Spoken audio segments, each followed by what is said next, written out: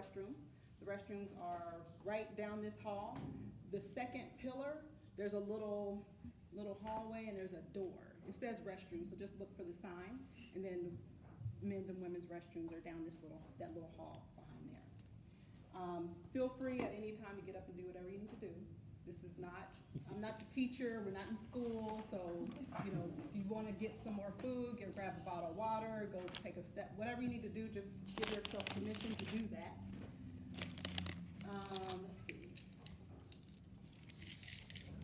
Let's see. Okay, so, all right, so let me go back to welcome and introduction. So, I told you a little bit about the theme for this year and the purpose. So I am a certified health coach. For those of you who don't know me, I know pretty much everybody here. My name is Kenisha Robinson, and I am a certified health coach. I went through a year-long online program through the Institute for Integrative Nutrition. And so I am now considered a certified integrative nutrition health coach. But I don't say that because that's too long, and people be like, what the heck does that mean? So I just say I'm a certified health coach. Keep it simple. But what does that mean that I do as a health coach? I help support and guide and coach individuals along their health and wellness journey. So I'm not a medical professional. So I'm not going to be prescribing anything. I'm not going to be diagnosing you with anything. If you come to me and you tell me that you have a certain issue, I may recommend that you seek, professional medical assistance through your physician or someone like that. But I'm here to help guide you, support you, be your accountability partner in you building whatever your health and wellness goals are, whether that's to eat healthier, whether that's to start an exercise regimen, whether that's to learn how to manage your stress better, whether that's learning how to have better relationships. All of that is what I help people and guide people to do. So with me just starting to grow my business now.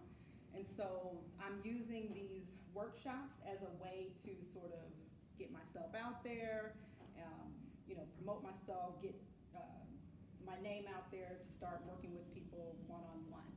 I'm open to start working with people one-on-one now. So, that's something that if you're interested or people that are interested, I'm definitely ready and available to do that. So I do that, the one-on-one as well as the teaching aspect of it. I really like talking to groups and sharing my information with people, so I'm pretty comfortable. That's why I wanted to start it this way. I actually have a mentor or coach that I work with, and her first question to me was, okay, so how you gonna start your business? I don't know. So she said, okay, well, go get you a client, get your first client, and start working with your first client. That was very intimidating to me because I didn't know exactly how to do that, or I didn't know how that was going to work. And she said, well, teach a class. And I was like, well, no, I don't want to teach no class. Like, what am I going to talk about? Who's going to come hear me talk about something? And she was like, okay, well, what you going to do? So I kind of mulled over her recommendations, and my previous job when I lived out of state was actually, I was an instructor for a job training program. So I was like, oh, I already kind of know how to do that. Like, I already know how to put together a class, how to put together content, how to speak to people. So I was like, okay. Then I calmed down. Because at first I was like, oh my God, how am I going to do this? So you're here today at the start of it, okay? And I really appreciate you guys supporting me in my first workshop. This really means a lot that you guys were interested in coming to hear what I had to talk about. So, one of the features that I want to incorporate into my workshops. For a lot of you who already know me, you know I'm a big supporter of local business. And so for each workshop that I have, I'm going to feature a health and wellness business, local health and wellness business. So the basket that we're giving away, a lot of the products in there were donated by health and wellness businesses here. Personal trainer, I have a personal trainer who donated some stuff for the basket. We have a natural body care company that donated. We have a juicery that donated for the basket. And like I said, I'll go over specific details about that later. But every month, I'm going to feature a new local business. So they'll collaborate with me in some way. They'll have some sort of product to give away or coupon or whatever to give away during the actual workshops. And every workshop is going to be different. This one, we're not always going to have this type of spread, so don't expect this for all of them.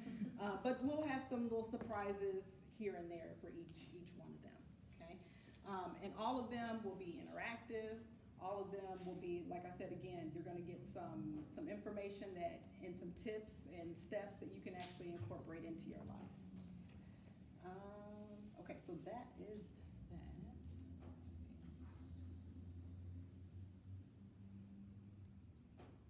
Okay, so one of the things that I would like to do is I pretty much know everybody here. The ones who I didn't know personally, I've already kind of gotten to know you a little bit as we were waiting to get started.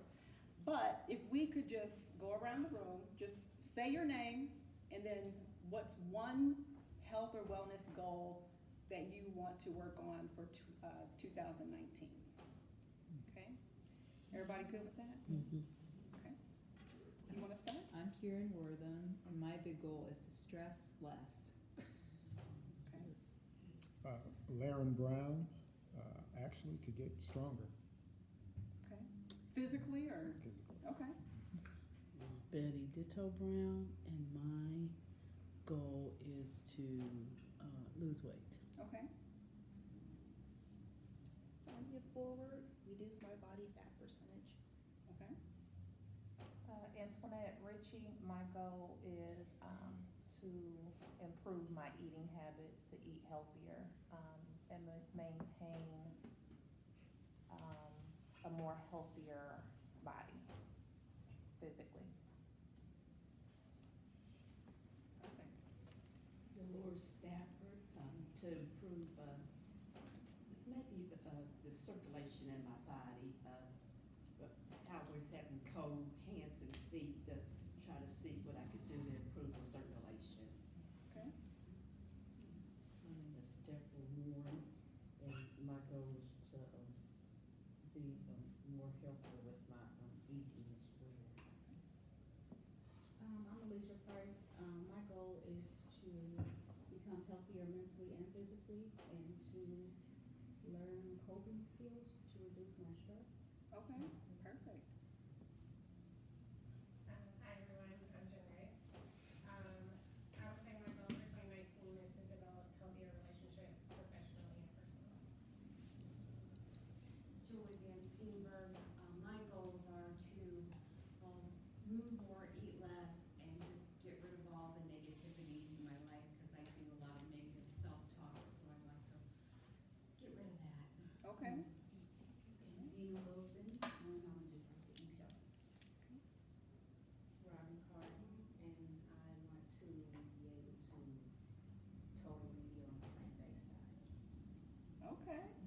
All right. Wow. Everybody was so different. Some were very specific. So that's great. I'm glad everybody has already thought about, what they want to do in terms of health and wellness for this year.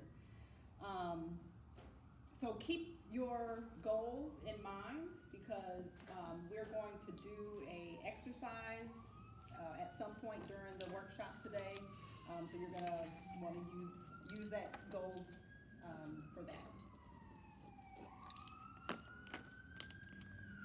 All right, so our objectives for today's workshop, again, the workshop title is The Essential Elements of Wellness. So what you can expect to leave this workshop with is knowing the three main focuses of wellness.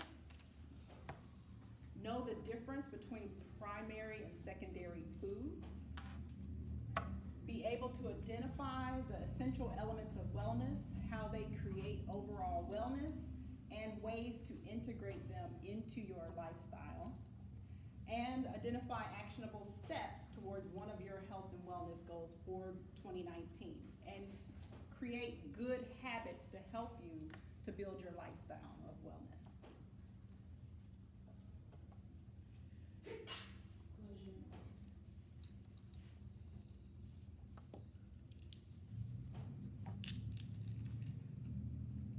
All right, so the three main focuses of wellness: mind, body, and spirit. Okay, we have been sort of, I feel like, conditioned to think that all of this operates very separately. You know, certain things, you know, we think that when we eat, it only affects, you know, from here down. It doesn't affect, you know, our mind or what's going on up here. But I'm that very inquisitive person. I'm always asking questions. I'm always trying to figure things out. So I remember thinking back when I was younger about how is it possible that you have a headache, but then like what else is going on in my body, or what did I eat, or what did I drink, or what did I not do or do to cause me to have this headache? And I've always kind of been this way. I'll tell you a quick little story. So when I was this had to be like elementary school, maybe like 5th or 6th grade. And a lot of my friends would get headaches, and I wouldn't get headaches. They would get headaches, and they would always pop an aspirin. They would always be popping something. I got a headache, I need an aspirin, I need a Tylenol, I need a whatever it is. And I just remember thinking one day, and I said to them, I was like, so you guys get headaches all the time, and you always pop an aspirin. I don't get headaches. I don't pop pills. I don't get headaches. And they were like, what? Who cares about that?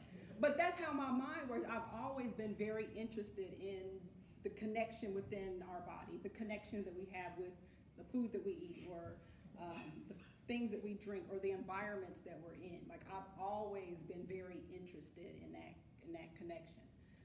So there is a connection between our mind, our body, and our inner being. So whatever you want to call that, your soul, your spirit, whatever. There is a connection. You know, what you think has an effect on what goes on in your body.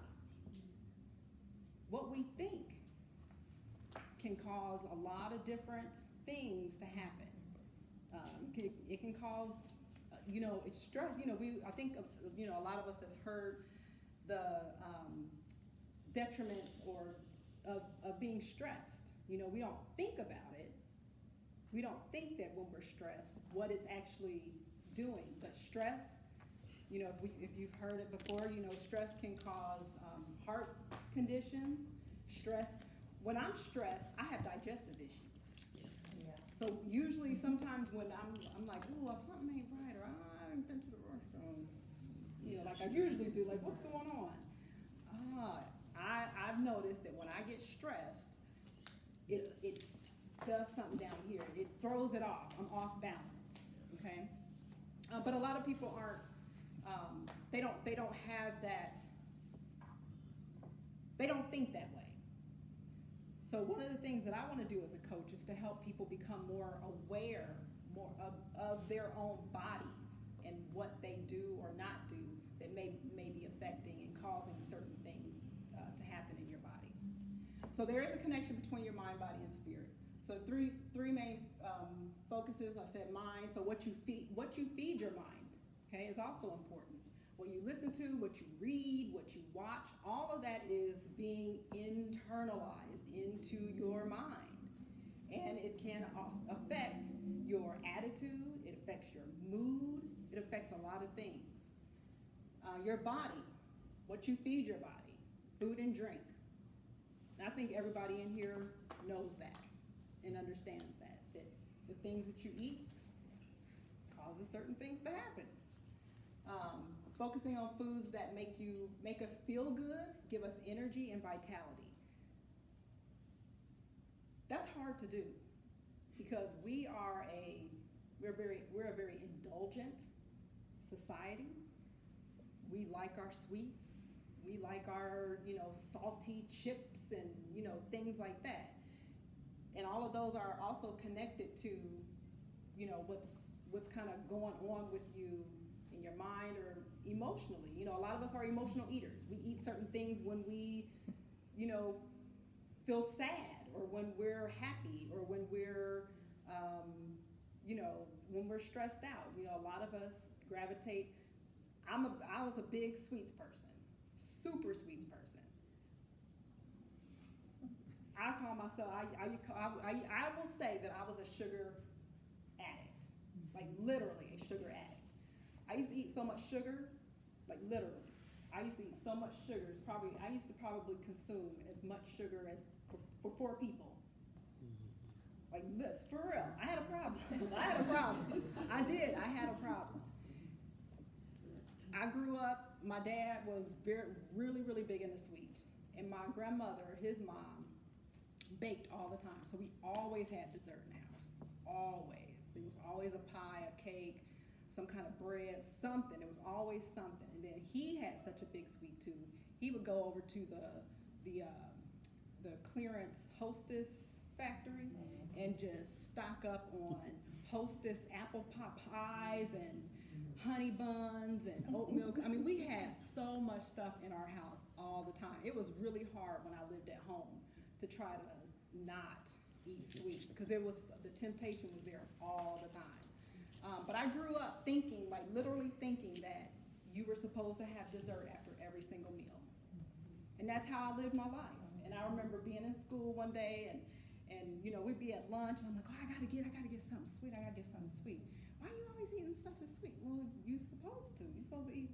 Aren't you supposed to do that? And my friends were like, that's all in your head. Like that's not what everybody do. Everybody don't do that.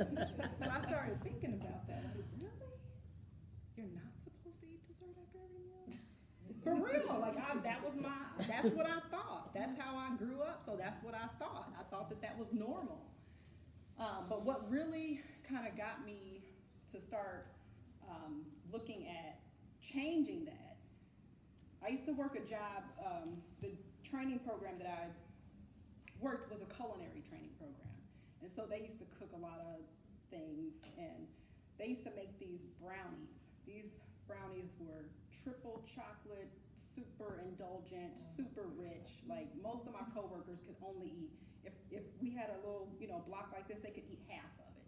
I could eat like 3 or 4 of those. Yeah. And I remember one day doing that, eating like 3 or 4 of those brownies. And I was sitting at my desk and my vision was blurry. My brain felt foggy. I felt really bad. And I was thinking like, oh my God, I don't want to become a diabetic. Like I feel like that's where I was headed. I was feeling like, I wonder if this is what it feels like to be slipping into like a diabetic coma. And I was like, I gotta do something about this. Like this is ridiculous. This is ridiculous. I need to get a hold on this. So I went online and started researching, and I found this diet that kind of encouraged you to try. It says that it would help you with your sugar cravings. So I did it, and it was like a 14-day thing, and my body felt amazing after that. Like I felt like I had a brand new body. Like literally, I felt like I had a brand new body. And so I was like, okay, now I know what it feels like to feel like really good. So I started doing even more research and things like that. I still didn't stop eating sugar at that point, because sugar is very, very addictive, like super addictive. So if I wasn't careful and I kind of got back into, eating sugar on a regular basis, then I would definitely fall off the wagon. what actually ended up happening, I met someone here who has been completely off of sugar for 3 years. Like, this person does not eat any processed sugar at all. He eats fruit. That's the only sugar that he gets. But he does not eat any honey, maple syrup, even the healthier sugars that people say, are healthier, like the honey, the maple syrup, the agave, those type of things. He doesn't even eat that. So when I learned that, I was like, oh my God. I'm very competitive and I like a challenge. So I was like, okay, tell me what you did. I'm gonna do that. And so he told me exactly, how he did it. And June 1st of 2018, I was like, I'm gonna do it. And I did it, and I've been off of sugar ever since. And now my body can recognize when sugar is in something. I mean, I can put something on my tongue and I immediately know that there's something in there. Even if they don't list it in the ingredients, I know immediately. I was at a restaurant, a healthy, restaurant, and they had this salad with this dressing. And the dressing, they didn't say about there being anything sweet in it. So I poured it all over my salad, and then I kind of tasted it with my fork. And immediately, there was a feeling that I had behind my eyes. And I was like, oh, something's wrong. So I went up there and I asked them to tell me exactly what was in it. There was honey in it. So I knew immediately that there was something in there. Everybody can't do that. I know it's hard. It's definitely hard. I get it all the time when I go to birthday parties or go to an event and there's, cake or just different desserts and people are like, you're not even tempted to eat that? At this point, I'm not. But I know that it's hard for most people going into that situation not to be able to partake in those things. But one of the things that I help do as a coach is I tell people, do what's right for you.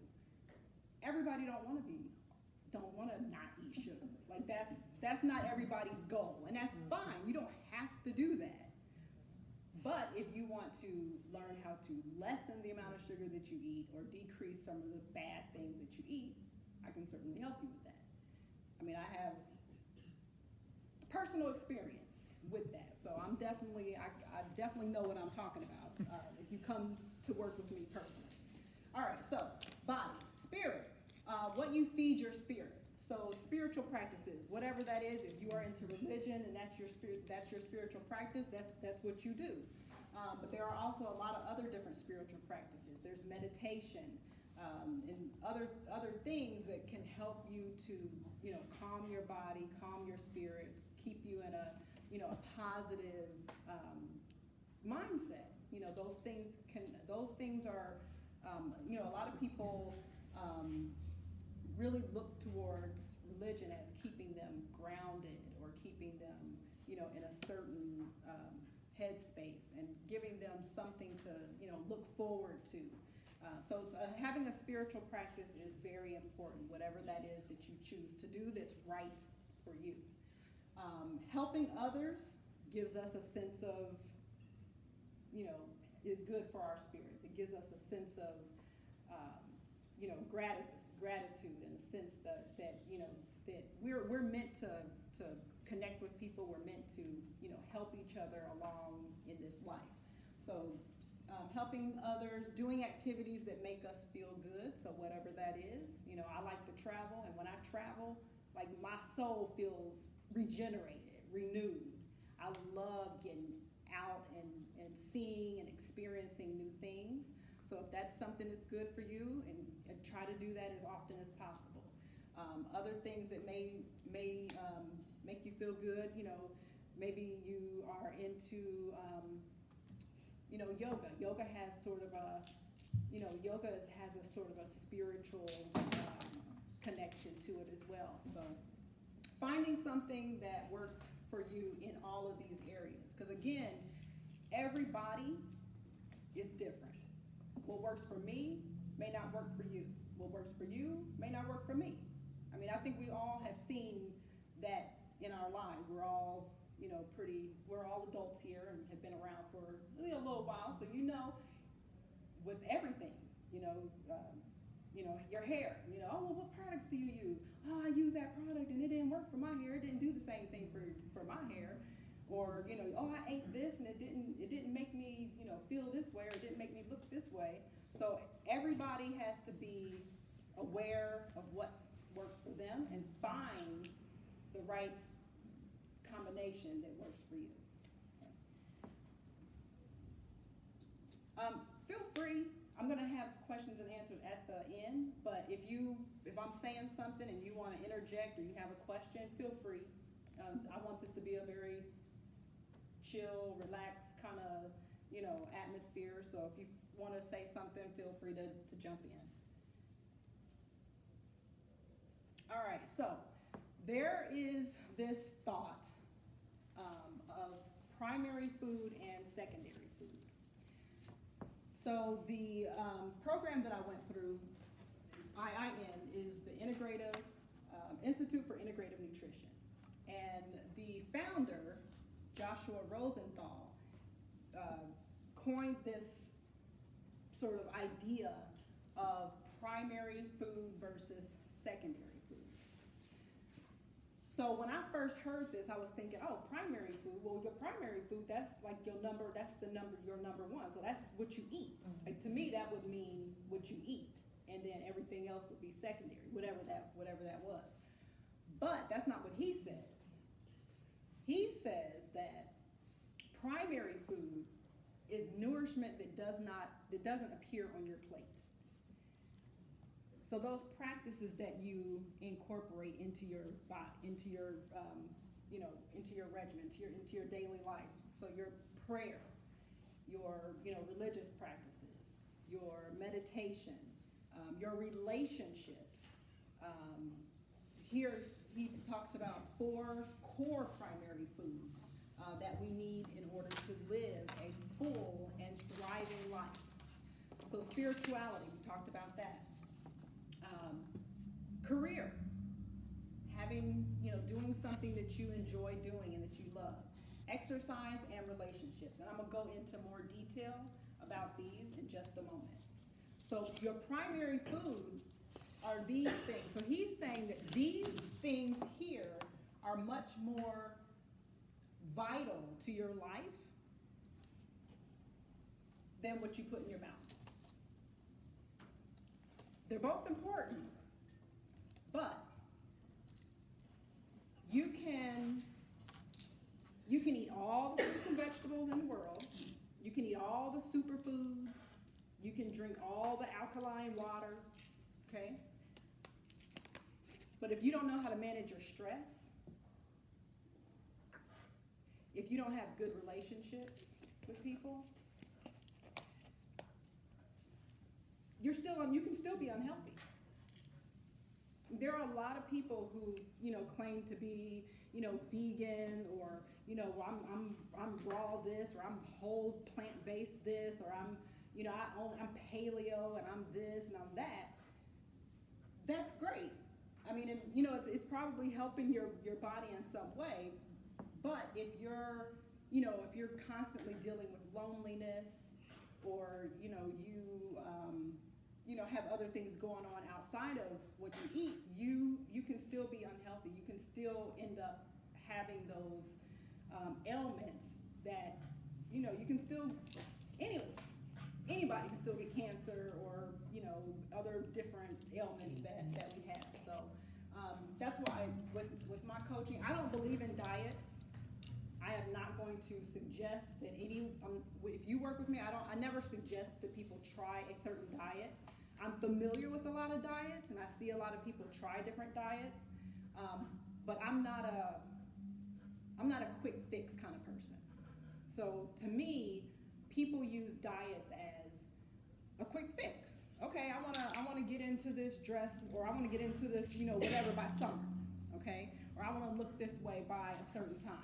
So they find this diet and they go on this diet. But what's the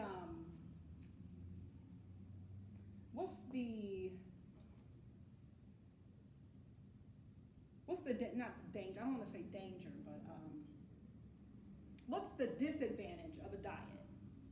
How many of you have ever gone on a diet in your life? the disadvantage? What do you think is a disadvantage of going on a diet? It's temporary.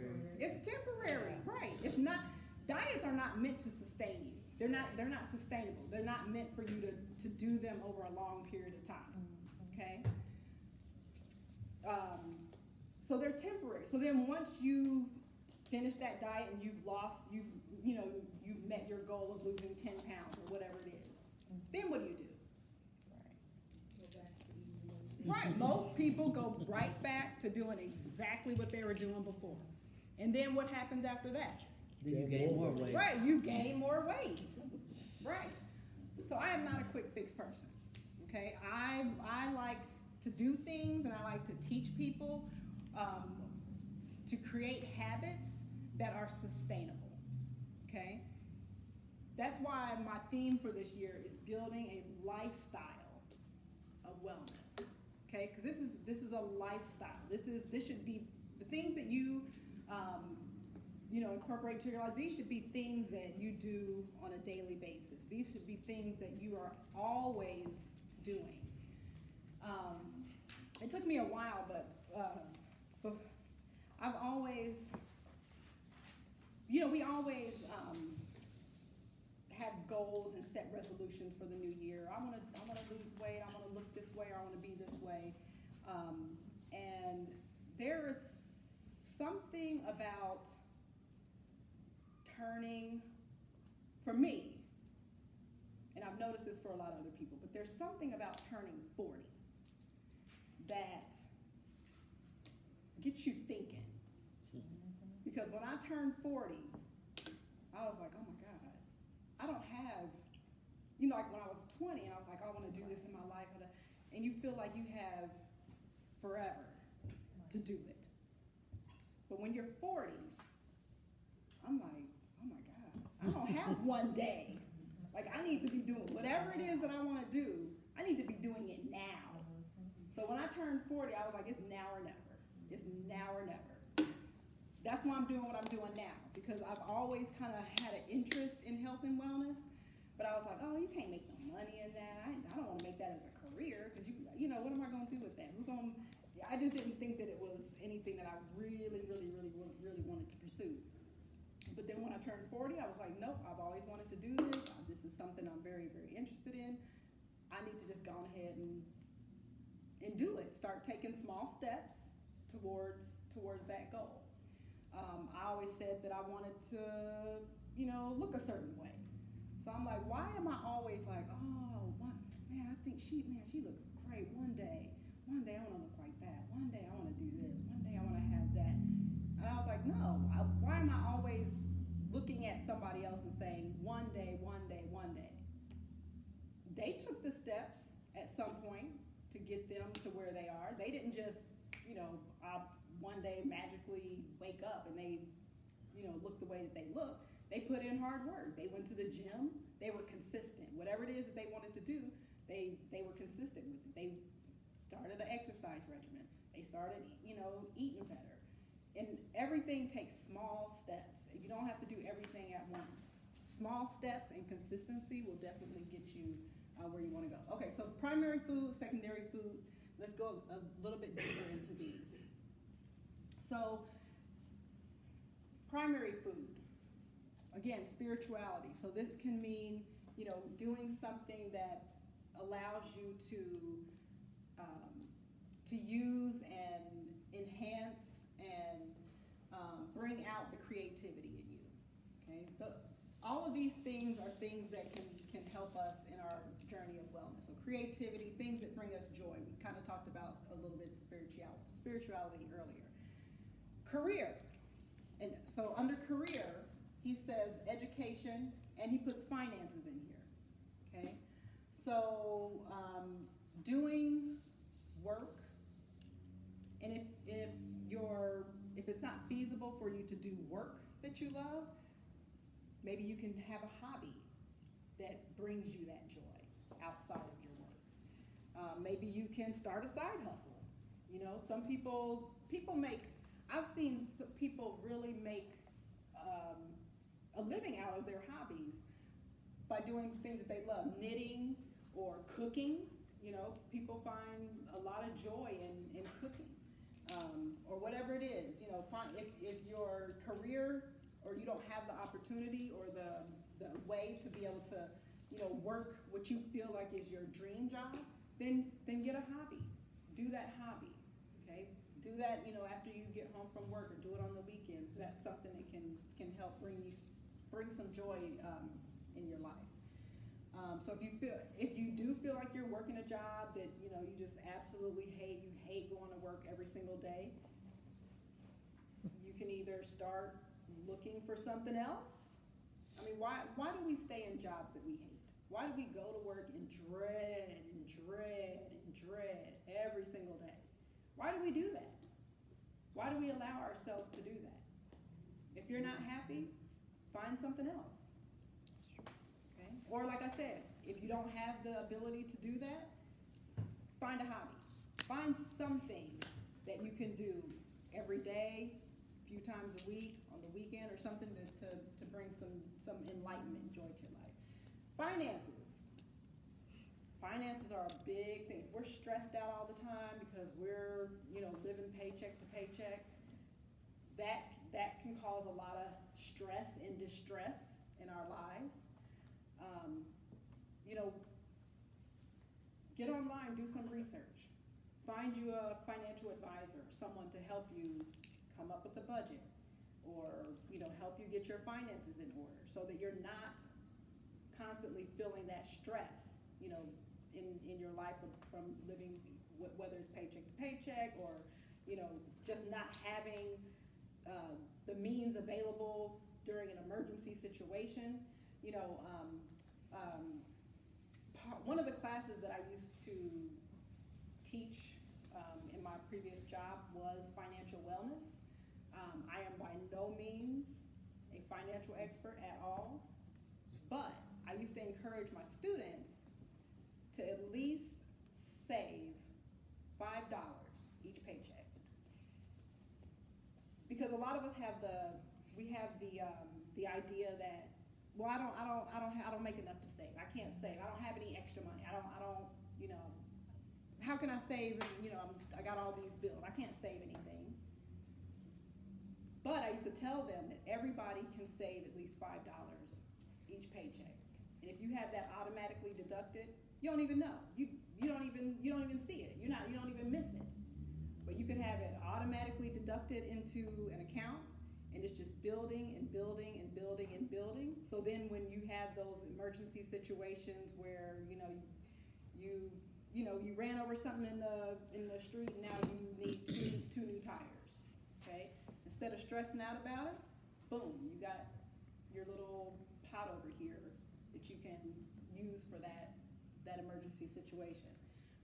So if finances is something that gives you stress, then, you know, take small steps to help, you know, fix that.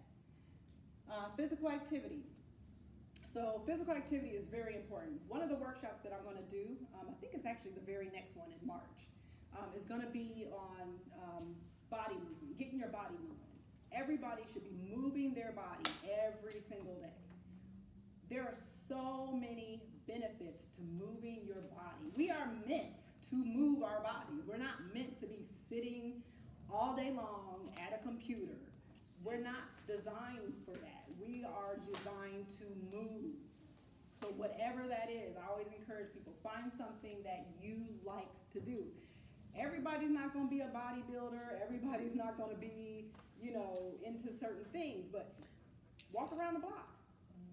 That's free, and you can do it. I mean, if you're physically able, you can walk around the block. You don't, I mean, and just starting,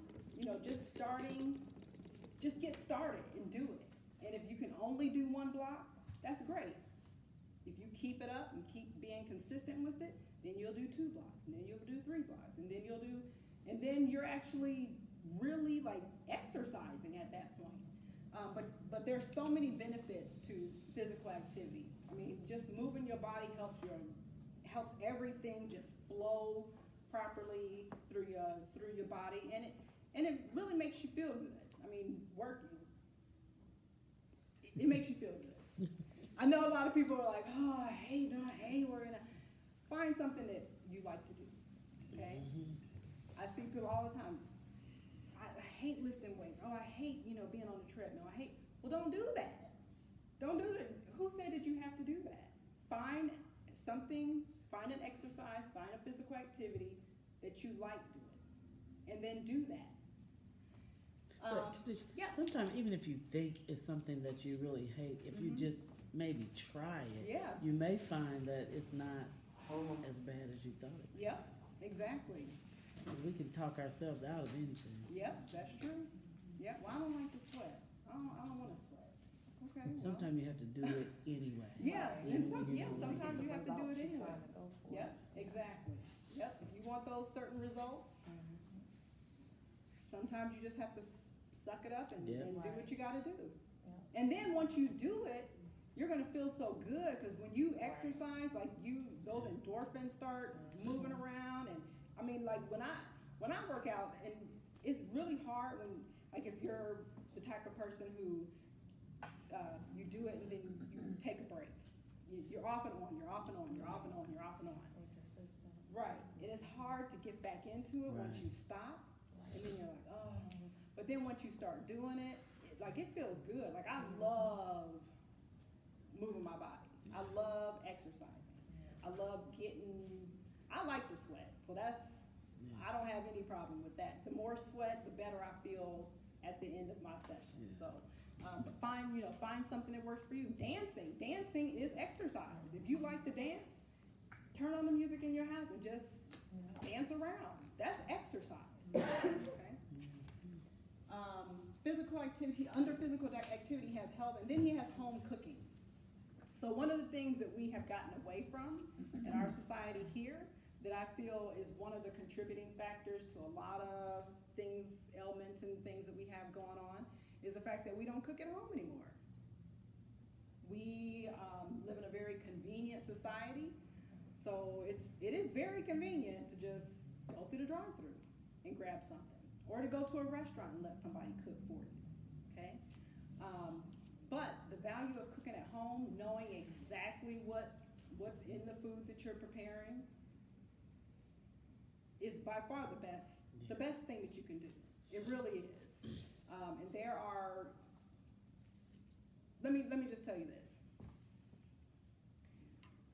When I started eating healthier, I had to start cooking at home. I like to cook, but I don't like elaborate stuff. Like, I'd rather go and let somebody prepare something for me that's elaborate, but stuff that I do at home is very minimal. Like, I don't want 10 or 12 or 20 different ingredients. That's not me. Yeah. That's just not. Some people like that. They love the creativity of stuff like that. I am super minimal. I like things that are, 5 ingredients or less maybe. Something that's quick. Something that I can do while I'm doing other things. For instance, I like quinoa. So if I'm at home in the evening, you can put on a pot of quinoa with your water, put the lid on it, leave it for 15 minutes, go do whatever you gotta do, and boom, it's ready. It's ready in 15 minutes. Fix you a vegetable, whatever meat you're gonna have. It's not that hard. It's not hard. You just have to do it. You have to do it. You have to make it a priority in your life, okay? I don't want to cook every single day, so I make it a priority to meal prep on the weekends.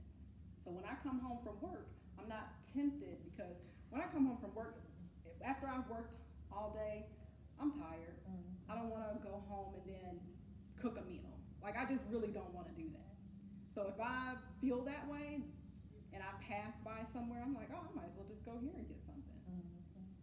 But if I have taken the time to plan out my meals on Saturday or Sunday, then I'm like, oh no, I got all that stuff in the refrigerator. I can't let that go bad. I need to go home and eat. And then it's something, and I make it something that I'm looking forward to. It might be a new soup or something that I tried. And I'm like, ooh, I can't wait to get home and get a bowl of that. So cooking at home, the best thing that you can do. Absolutely the best thing that you can do. So we have to get back to eating at home. And then relationships, our home environment. How's your home environment? And giving yourself a chance to, have a social life. Socializing is very important. We're meant to connect with people. We're not meant to be, hiding out on our, I mean, it's cool. I'm an introvert by nature, so I definitely believe in people having their alone time. Like, I need my space and my alone time to basically regenerate and renew myself. If I don't have that, then I'm very run down. I'm gonna be irritable. I'm not gonna be a nice person to be around because I don't want to talk to you. Like, I don't want to talk to you right now because I need to go and be in my space, regenerate. Then I'll come out and talk to you. But for me, I personally need that. But I also understand how important it is to socialize with people and to connect with people. That makes you happy. A lot of, being around other people and connecting with people, like that really does something for us. Okay, and we're meant to do that. So all of these things here is what Mr. Rosenthal, Joshua Rosenthal, calls primary food. These here are the most absolute important things that we need to work on and incorporate into our daily lives so that we can have a real sense of wellness. Okay?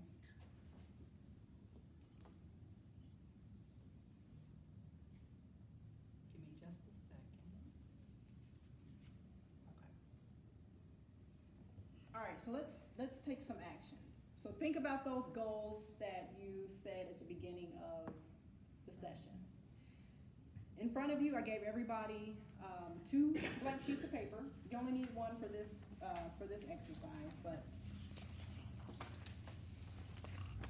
think about what we just talked about, primary food, primary and secondary food. Where does your goal fit within that circle of life, within those elements that we talked about? How can you work on that this week? How can you work on your goal this week, this month, this quarter, this year? So write whatever your goal is, whatever you said that your goal is for this year. Take 5 minutes, make a list of small steps that you can take to become healthier in this area. Because these are going to be your habits that you're going to start working on, and be very specific. So a lot of times people say, like, their goal is so broad, they just want to lose weight. But that's when there's a goal that I feel like is so broad like that, it overwhelms me. I don't really know how to get started. But if I say,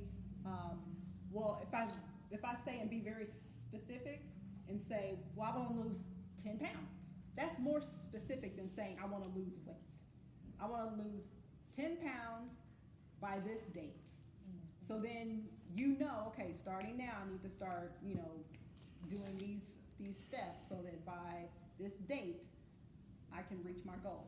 So think about those small steps that you can take and be specific. And I have this example up here. I have a friend, she wanted one of her goals for this year was to connect more with her friends and family. And so what she did was at the beginning of the year, she sent out a social media posting. And she came up with what she called was FaceTime lunchtime. So she encouraged all of her friends and family to basically, she had like this little calendar that she sent out to like schedule time with her during lunch, okay? And I think it's during lunch, but I'm sure she would be able to do it at other times too, but that was just her thing, FaceTime lunchtime. So that she wanted to be able to interact on a one-to-one, face-to-face basis, because we text each other, we're on social media, but we're not always, connecting with people in person. And so that was something that she felt was very important for her to try to get back to for this year. So she started FaceTime lunchtime as an opportunity to sit down for just an hour or however long your lunch break is to connect with people. So take a few minutes, write down a list of small steps that you can take now to help you with your goal. So I'll give you a few minutes to do that.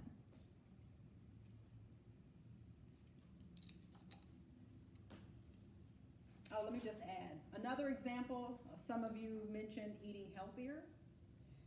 Again, eating healthy sometimes is overwhelming to people. Well, what do I eat? What do I do? What do I not eat? What do I drink? Da, da, da, da. Just add an extra vegetable to your plate at dinner. Start that small. You don't have to. Other things that I don't like about dieting is the restrictiveness of it. I don't like to feel restrictive. I don't like to feel deprived. I just don't. So diets for me were never something that I really liked. I'm like, oh, I can't.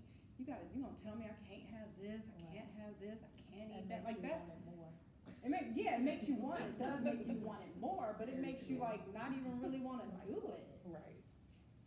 So eating healthier, just add an extra vegetable or add a piece of fruit to your breakfast. That's one small step that you can take. And those small steps, every small step that you add, you're getting closer and closer to your goal. And you're adding these, if you start this as something that you're doing, it becomes a habit. And then that habit, eventually you end up reaching your goal. Again, this isn't a short-term fix. You're building a lifestyle, a long-term solution. It's a journey, not a destination. So we're all on a journey. Wellness is not what you want it. It's not the destination. It's a constant thing that you're doing.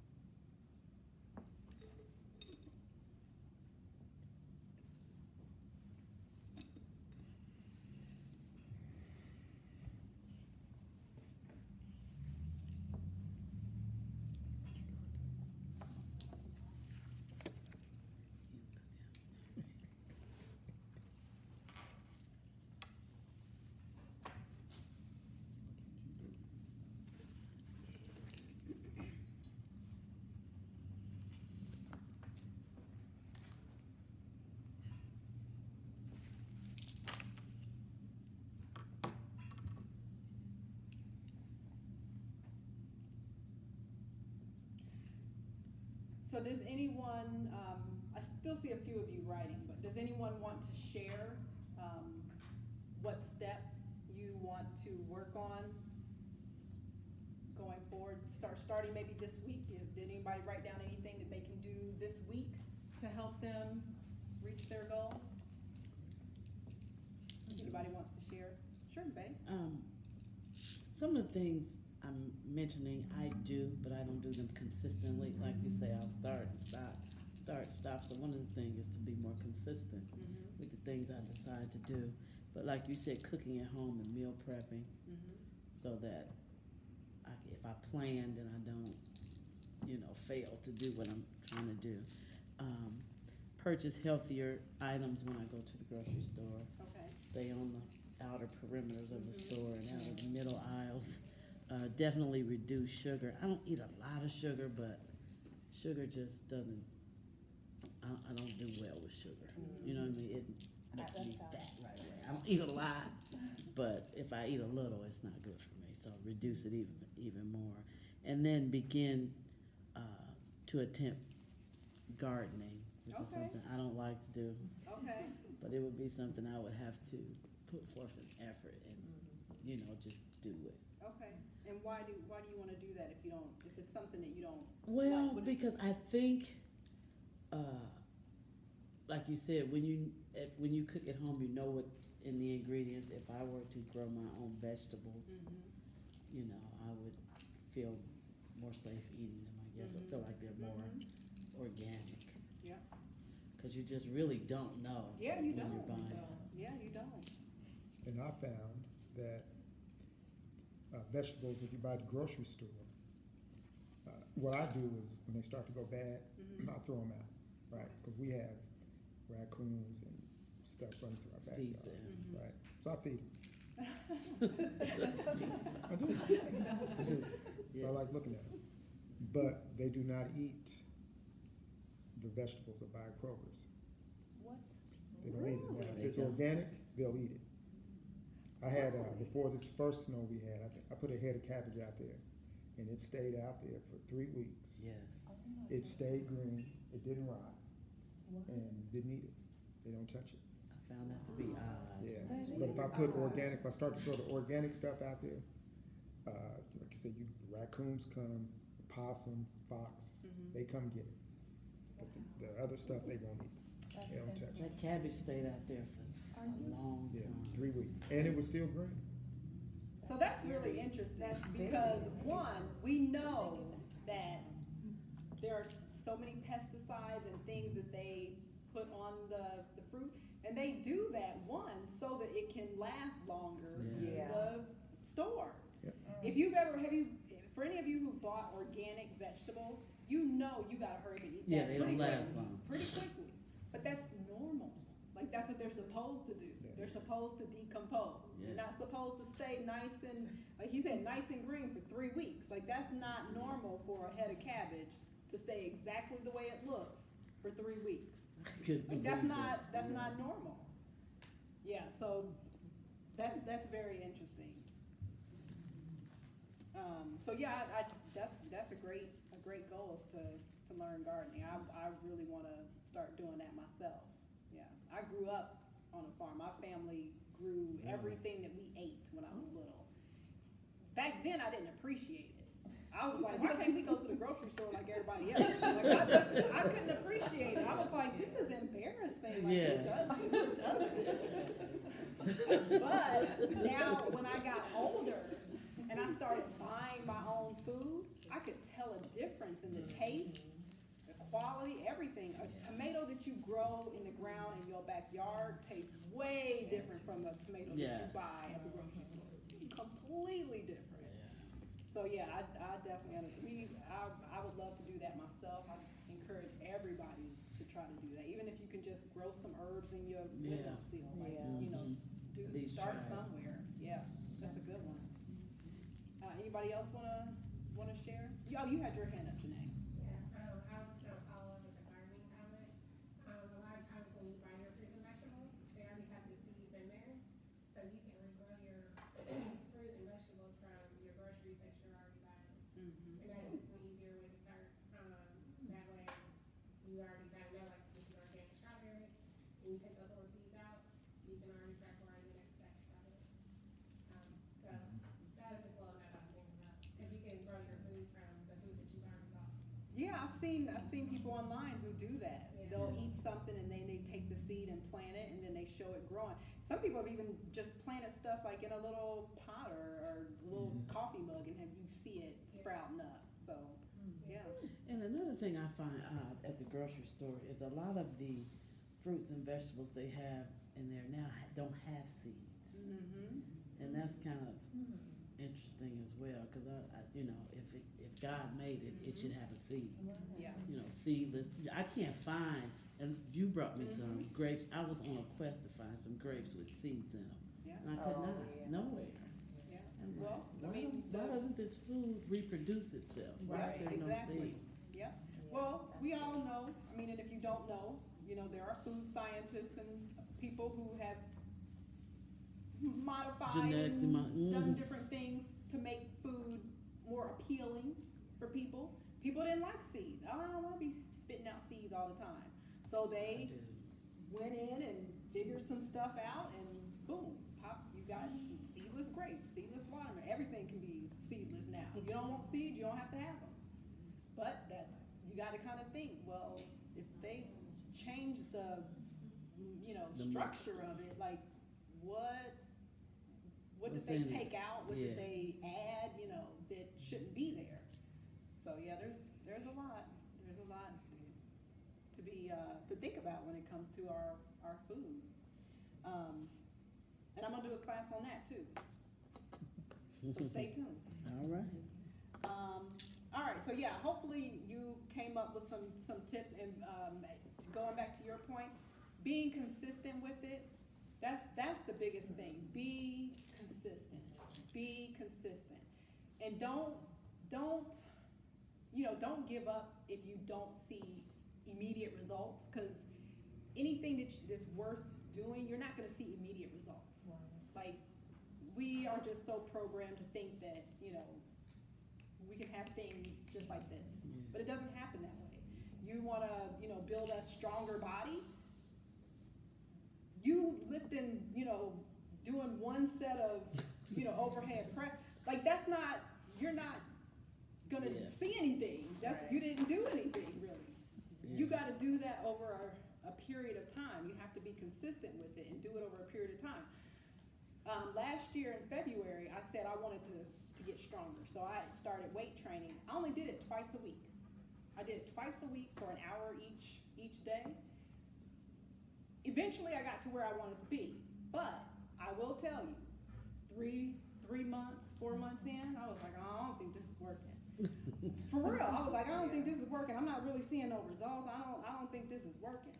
But my trainer, I had committed to my trainer. I said I wanted to work with him for X amount of time, and he was like, let's, just stay consistent. And then finally, one day, I was like, oh, look at that.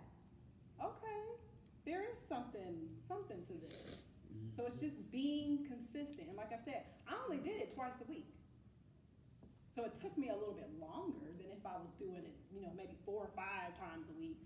But still, being consistent, I got the results that I was looking for. I got to where I wanted to be, finally.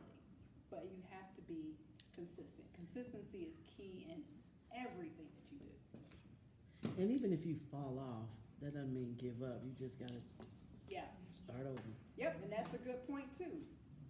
It's hard to kind of stay on there. So if you know that if you fall off, we need to be kinder to ourselves. We need to be more gentle, more loving and kind to ourselves. We need to be more patient with ourselves.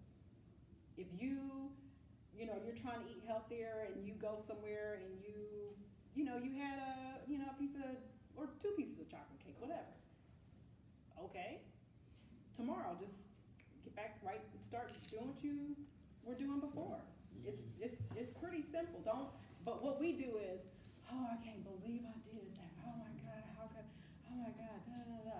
And then it's like, well, if I did that yesterday, I might as well just keep doing it today.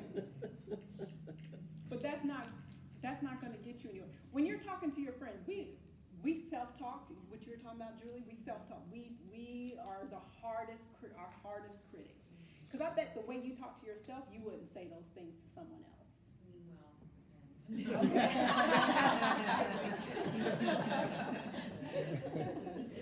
Most of the time, I think. Like, cause there's some things that I'll say that I've caught myself. I'll say to myself, but I would never. If I had a friend and they came to me and they were saying, "Oh, Kenisha, I wouldn't say some of the things that I say to myself to them because they're my friend. I want to encourage them. So I'm gonna say, "Oh, you know what? Just get back on, start doing, I would be way more loving and kind to that person than I would be to myself. Not to me. So we have to. You wouldn't be like that to me. She's my best friend.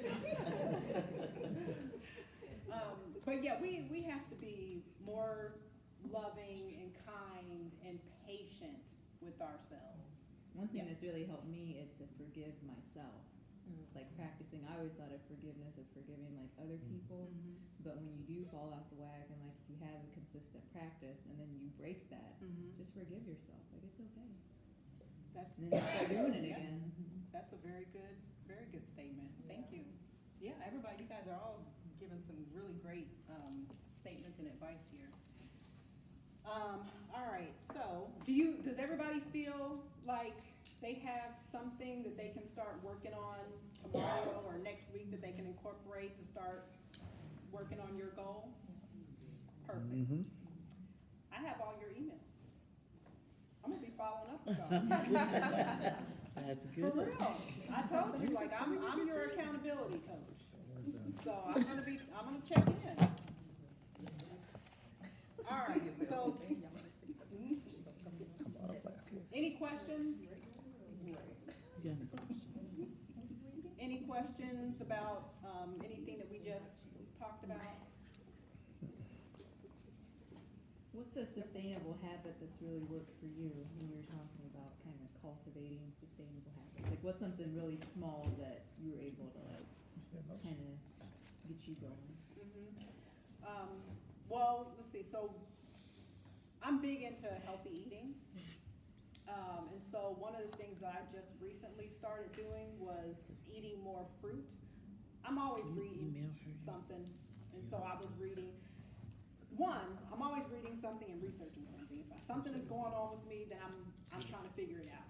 So I've always had issues with my digestion, and so I was like, I gotta get a handle on what's going on here, because I don't like, I feel like when you go to the doctor and you tell them that something's wrong with you, they wanna prescribe you something. I don't believe in that, because I feel like that's not getting to the root cause of whatever is happening with you. So I'm always researching and reading something and trying to figure out for myself, like, what's happening here. And so I found that eating fruit first thing in the morning is really good to get your digestion going, and it gives you, fruit is like one of the best things that we can eat. It gives you a lot of nutrients and energy and things to help you get started in your day. So I started buying more fruit, and then the night before, I cut up everything that I'm gonna have, and I take it to work with me. So then I have it. And fruit is so simple. I mean, you don't have to, I cut up all my stuff and put it in containers and all that. But if that's not you, you don't have to do that. Just grab